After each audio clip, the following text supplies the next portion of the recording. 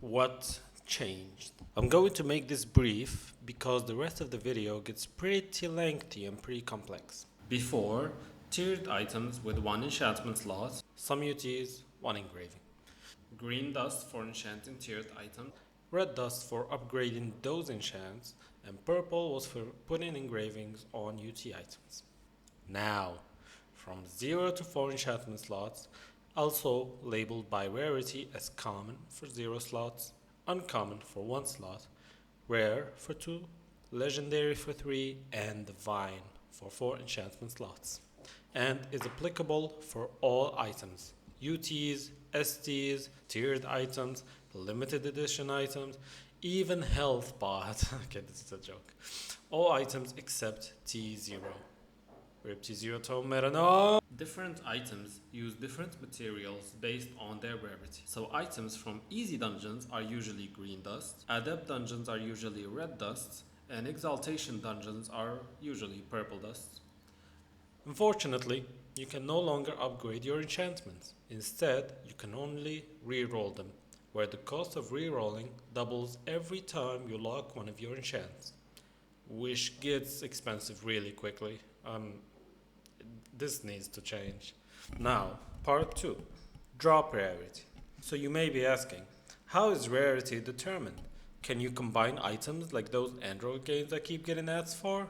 Oh, I wish. Instead, all items obtained in-game as of the update get an enchantment level with varying rarities. Also, side note to expand on that means getting an item from any dungeon or realm, getting an item from a quest chest, using an ST chest, although you have to drop the item on the ground for the rarity to roll for some reason, and some limited items also roll for enchantments when you pull them out of the gift chest.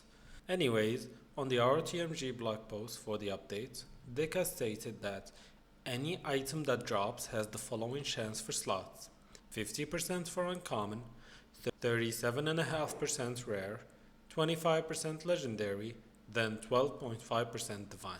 This is calculated in a cumulative manner, meaning to get a divine item, an item first drops as common, it has a 50% chance to be uncommon, then a 37.5% chance after that to be rare, 25% chance after that to be legendary, and 12.5% chance after that to finally become divine, which comes up to these values here. However, it does not end here, no. You must know that seasonal characters have a 1.05x multiplier in these odds, meaning seasonal odds become this. But we're not done just yet. Deka also added a feature where shiny items can only drop as a rare or above, meaning they always come with at least rare, but can upgrade to legendary or divine, just like normal items. I wanted to quickly add a note here. You might have seen this graphic by Sepchuf, which shows these exact numbers, but I want to change just one thing, which is actually reducing the shiny value to 10% of its original value. Why? Because this is very misleading. Coming by and reading this, I would assume, oh, I have a 1 in 43 chance to get a shiny divine item. That's pretty fucking good. But what this actually means is that every shiny you get has a 1 in 43 chance to be divine. And shinies are literally like 10% drop rate. So you have to get 43 shiny horns for one of them to be divine, which is kind of insane. So I'm just gonna reduce this value to 10%, and that's the actual drop rate. I also added this column here, which I called combined, and this is the chance for getting either a regular or shiny item of this rarity. It's literally just a combination of the odds, but do remember this is only for items that have a shiny variant, meaning STs and tiered items stay in this column and non-seasonal are still in this column unaffected. Also, since every rarity is 5% more likely for seasonal, and this effect is cumulative, we see that seasonal is much more likely to get an upgraded item. So it's not just 5% in general, since every rarity is 5%.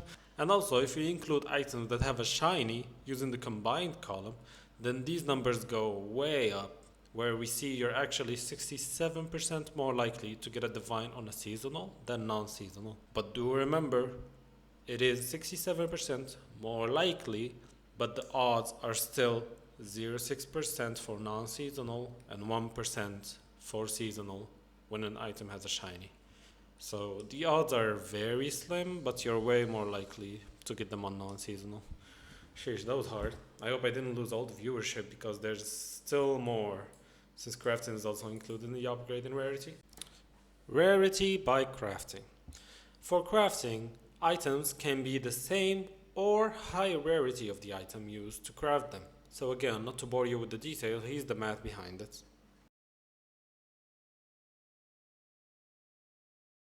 However, Deca did state that Forge was nerfed. I forgot where I saw this on Reddit, but somebody found in the game files that it's been nerfed to 0.8 multiplier, which would refactor our table into this. Now suddenly, these odds seem non-existent, but at least it's a way to rank up the items you are able to craft.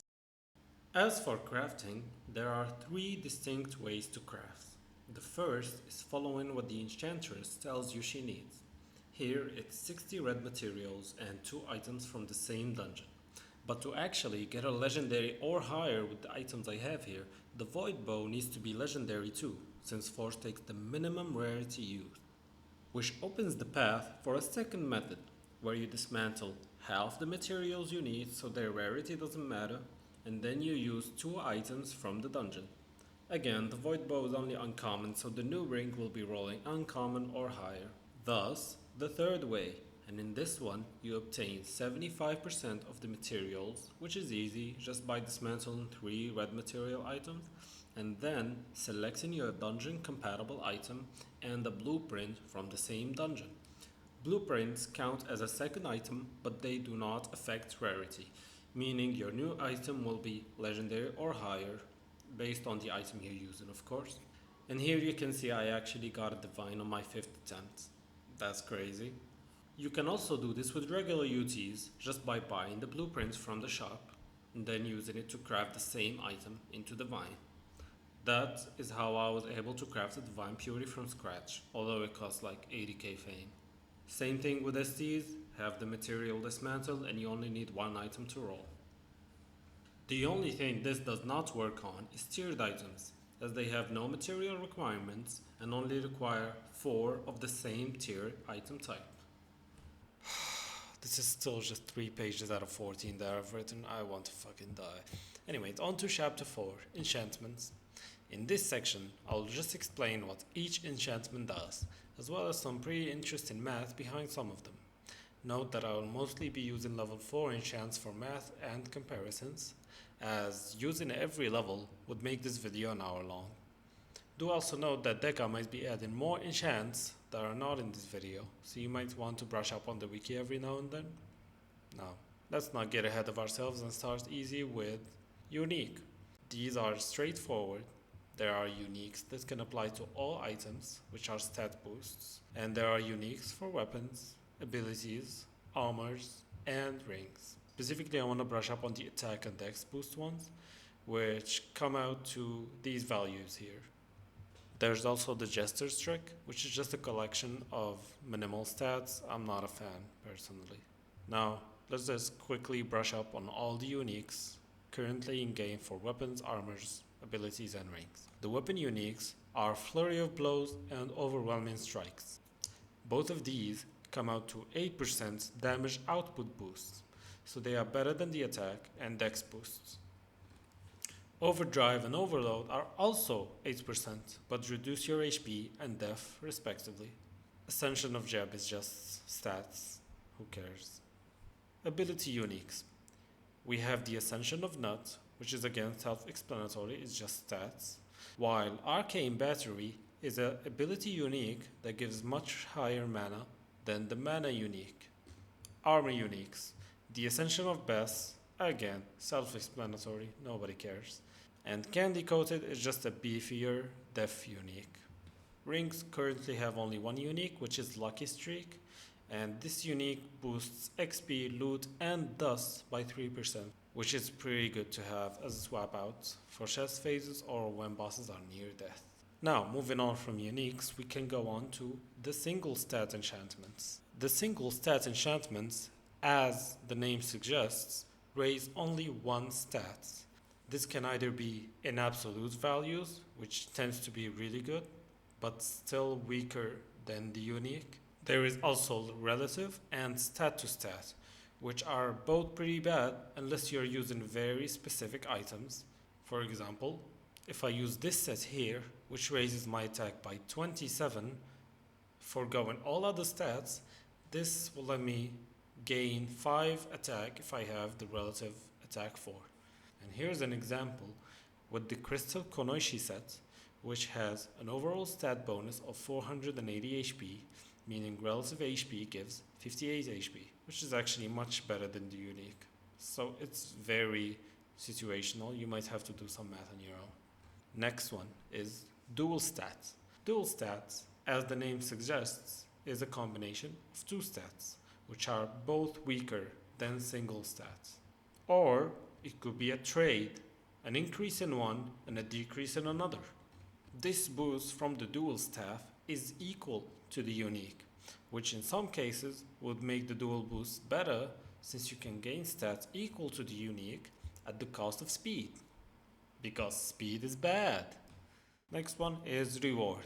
These are available in two forms, again, single stat and dual stat. The single stat is available for all equipment, meaning all weapons, abilities, armors, and rings, while the dual stat is only available for rings. These can either boost your loot chances, your XP gain, or your dust gain, or a combination of any two, damage or fire rate. These add either damage, fire rate, or a trade-off of the two. The first two are self-explanatory. They either add 5% weapon damage or 5% fire rate, which comes out to a 5% damage output boost. But the other two actually come out to 6.8% boost, which makes them better than the first two, but still weaker than the unique at 8%. Range. The range ones are either by lifetime or by bullet speed. The first is just how long the bullets stay on screen before despawning, while the second is how fast it goes. I personally prefer the bullet speed since that means less lingering shots and faster delivery. It makes aim easier, especially for moving enemies like the Void Entity, though realistically they both increase your range by 10%. On shoot, on ability, and on hit stat boosts for weapons, abilities, and armors respectively. These give a temporary boost that has a chance of activating when you're shooting, using your ability, or being hit. If we assume immediate activation for when the cooldown runs out, then that would mean an uptime of 40% for weapons and 53% for abilities and armors, which would translate to 3.2 rounded up to 4 attack and dexterity for weapons and 4.2 rounded up to 5 for abilities and rings. Also 4 or 6 wit, wisdom, or defense, but nobody cares. The heal and heal ones give a maximum of 50 HP or MP per 15 seconds. This comes out to 3.33 HP or mana per second, which is equal to 10 vitality and 24 wisdom. These may sound great, but really aren't. It's a minimal boost, and just to prove it, we'll compare them to the mana regen and health regen. There is an on-hit effect for energized, healing, berserk, damaging, retaliation, and armored. Personally, I don't care about retaliation or armored, so I'm not gonna talk about them. Instead, let's talk about berserk and damaging first, which actually come out to 8% damage boost separately and 16.6% boost if paired together. The on-hit healing gives 7 seconds healing every 20 seconds, which comes out to 7 HP per second, which is pretty good actually, but it does require you to tank some shots to activate it. Still pretty solid, although it's still worse than percentage life regeneration, both in pure numbers and also in the fact that you can have the healing effect on you from a priest or a paladin, so it's not gonna do anything. On hit energized though, again 7 seconds energized every 20 seconds comes out to 3.5 MP per second. Still pretty solid, but much less than 10 mana per second. Health regen. Two mods that grant life regen in both flat values and percentage values. Now for a quick comparison between the two, the percentage life regeneration beats flat life at 800 HP, and practically everyone has at least that amount now, so the percentage one is definitely the better one. Now what should be mentioned is that the value is actually in combat. Out of combat, this value doubles, meaning this 10 HP per second becomes 20 HP per second or 75 vitality. This is the same amount given by a priest healing, which is a lot more than 10 vitality. It is exceptionally good, and to make it even better, you can use this on both armor and ring, which comes out to 40 HP per second, or to put it in realistic terms, it's a level 84 heal pet. Kinda busted. As for mana regen, it's even more broken. Again, two mods, with the percentage one being superior, above 333 MP. Again, this is in combat, so it's actually 10 mana per second, which is the same amount as the status effects energized, which comes out to 79 wisdom. Again, this can be used on both abilities and rings, meaning you can be recovering 20 mana per second or the equivalent of a level 86 magic heal pet. Kinda crazy. And now for my favorite enchantment, damage resistance. For some reason this isn't on Realmi, so if you could add it, that would be wonderful. This one reduces all incoming damage by 5% at level 4. This may just sound like a defense boost, but it actually ignores armor piercing shots and environmental damage shots. This, in essence, would make the item boost your HP by 5% without increasing your HP values. Except that's not how it works. Testing it, we can see it actually applies after subtracting defense, which means sometimes you can be hit by 0 damage shots, which is pretty neat. So in your mind you might think this is actually worse than having its reduce incoming damage, right? Let's do some Excel spreadsheet math. Doing the same calculation for shots with damages that range from 1 to 350 nets us the following two graphs. The first one assumes 50 defense and the second one assumes 0 defense for armor piercing shots. We can see that the damage never actually drops below 5% of your max health, which makes it better than the HP unique at this value here. You can also see that for most shots between 10 and almost 70 or 80, you are gaining between 60 and 1000 HP. If we also do the math for the average HP gain based on 1000 HP from damaging shots that deal 10 damage to 350, we see we actually average somewhere around 118. And if we also remove all the shots for up to 40 damage, which seem kind of inflated, especially from 10 to 20, we still average around 71, which is 7% of your max HP, which makes it better than the life unique at this value here. Testing this what it actually matters, Patience and Umi's finale. For Patience, the Void Tendrils deal 20 and 45 armor piercing damage, which means we average a 58 HP gain.